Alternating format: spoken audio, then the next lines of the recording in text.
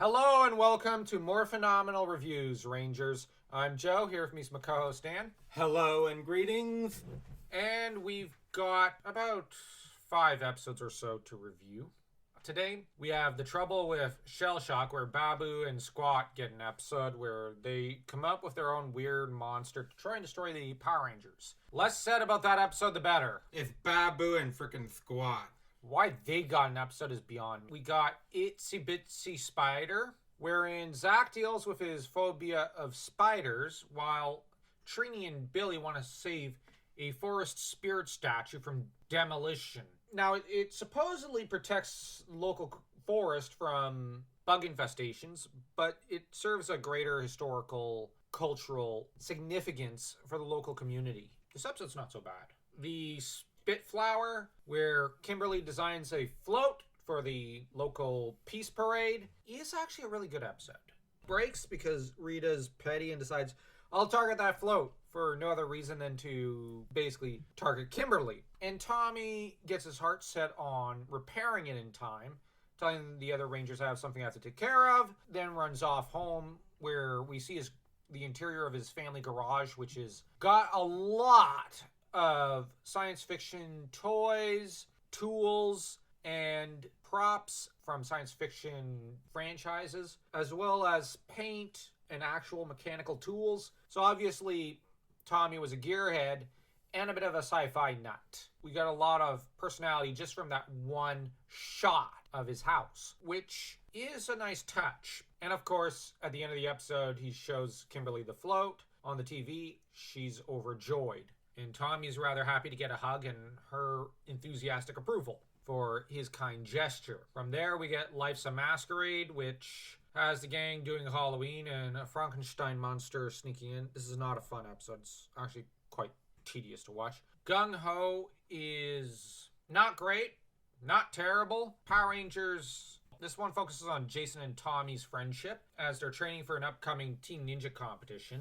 As to the actual test that the two end up facing, it's to retrieve new weapons. And during the battle, Tommy transfers his power shield, to Jason for the first time. Later, this is going to become semi-permanent for a bit.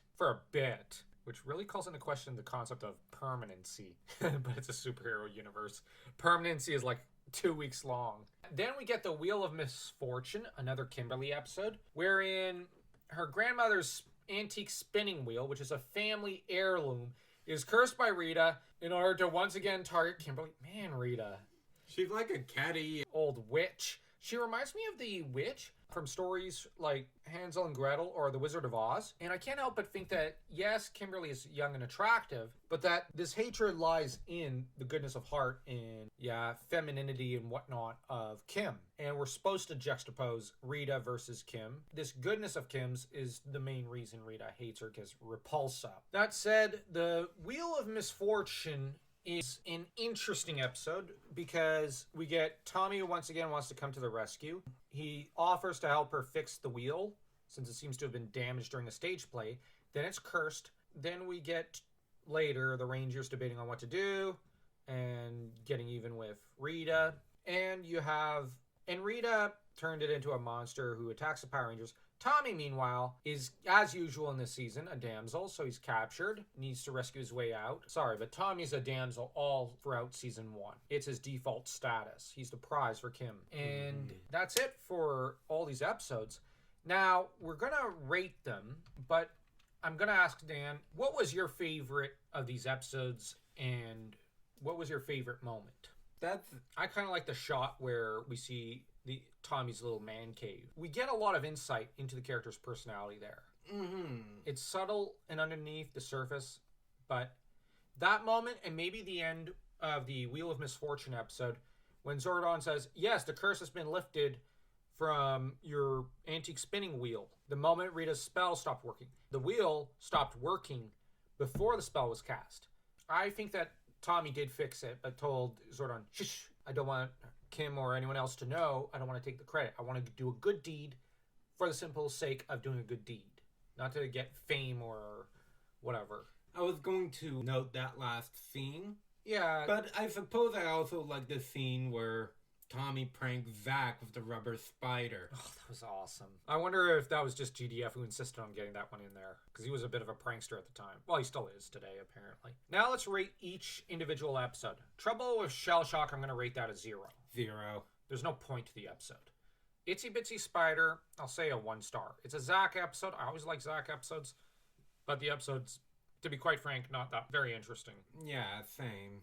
Spitflower, I'm actually going to insist 3. It's a great episode. 2.5.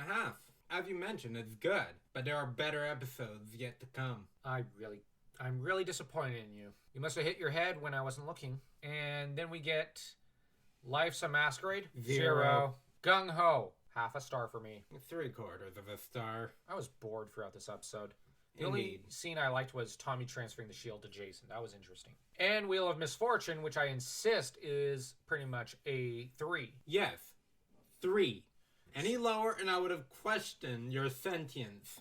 Well, I have to question your reason, because you rated Spitflower a 2 and what was it? And a half or so? Yeah. Still, I'm really disappointed in you. Are you okay? Yes. Although I do question yours every day. Now you know our ratings of each of these episodes, our thoughts on it. Next time we'll be rating and reviewing The Island of Illusion in some of those following episodes up to the Calamity Kimberly episode. So stay tuned for that, and like, comment, share the video, and don't forget to smash that subscribe button